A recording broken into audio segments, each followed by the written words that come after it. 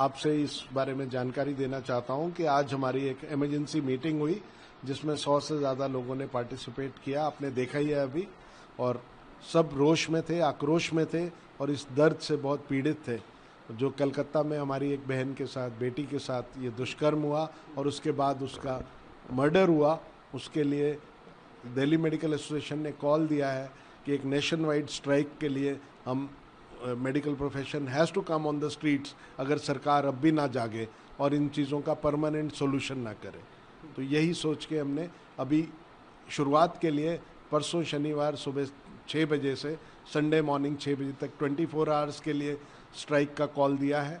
और कल हमारा प्रोटेस्ट डे रहेगा। कल शाम को हम इंडिया गेट पे कैंडल मार्च कर रहे हैं।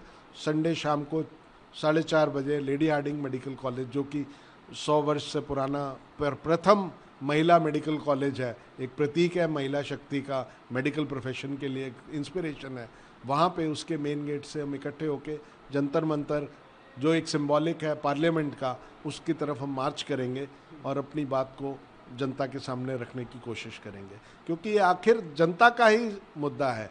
एक बेटी का देश के अंदर ऑन ड्यूटी पब्लिक सेवा में लगे होने पे और हॉस्पिटल के अंदर ऐसा दुष्कर्म हो जाना, इससे ज़्यादा शर्मनाक बात इस देश के लिए नहीं हो सकती है।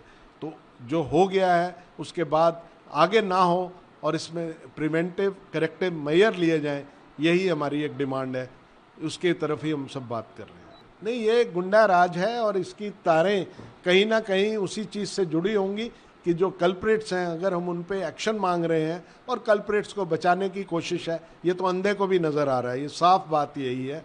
और इसमें मीडिया का भी पूरा रोल है। आप इस चीज़ को अच्छे से बता सकते हैं, अपनी भाषा में, बेहतर भाषा में पब्लिक तक ये बात फैलाएं। इससे ज़्यादा बड़ा और प्रूफ क्या हो सकता है कि बच्चे शांतिपूर्ण तरीके से एक पीसफुल प्रोटेस्ट कर रहे हैं, अपनी देश का ध्यान उस तरफ लाना चाह रहे हैं और उनको मारपीट करके, गुंडागर्दी करके वहाँ से दौड़ाने की कोशिश करी जा रही है, तोड़फोड़ करी जा रही है। और जो जहाँ पे ये वाक़या हुआ है, दुष्कर्म हुआ है, उस सारे एरिया में बार बार इंटरफेयर करके और सारे एविडेंस छुपाए जा रहे हैं, तो नष्ट किए जा रहे हैं।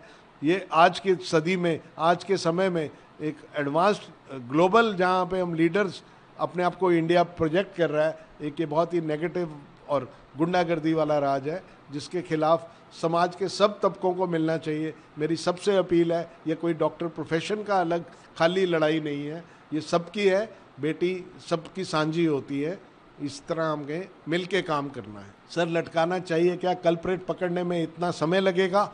ये ही एक बेसिक गलत बात है। हम इस देश की पॉलिटिक्स और पॉलिटिशियंस के बारे में कुछ कमेंट नहीं करना चाहते। और दिल्ली मेडिकल एसोसिएशन हमेशा किसी भी पॉलिटिकल पार्टी से अलग रही है। हम मेडिकल प्रोफेशन की तरक्की के लिए, मेडिकल प्रोफेशन को पब्लिक के साथ जोड़ने के लिए और पब्लिक की सेवा के लिए ही ये एसोसिएशन के सारे कार्य रहे हैं। तो किसी पॉलिटिशियन के स्टेटमेंट, एक्शंस पे हम कमेंट नहीं करेंगे। उसकी सरकारों की, चाहे वो देश लोकल सरकार है, चाहे स्टेट गवर्नमेंट है, चाहे सेंट्रल गवर्नमेंट है, उन सब की निष्क्रियता सामने दिख रही है, चमक रही है कि ये क्या हो रहा है। इतना समय कहीं नहीं लगता किसी भी कल्प्रिट को पकड़ने के लिए।